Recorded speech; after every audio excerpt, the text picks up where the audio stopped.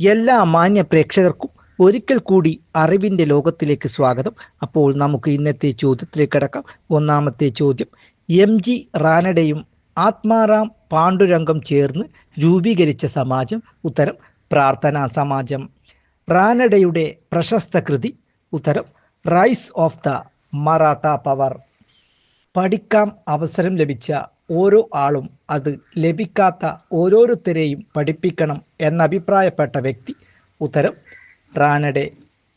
ദേവസമാജ് 1887 സ്ഥാപിതമായത്? ഉത്തരം ലാഹോർ. ദേവസമാജ് സ്ഥാപിച്ചത്? ഉത്തരം പണ്ഡിറ്റ് ശിവ് നാരായൺ അഗ്നിഹോത്രി.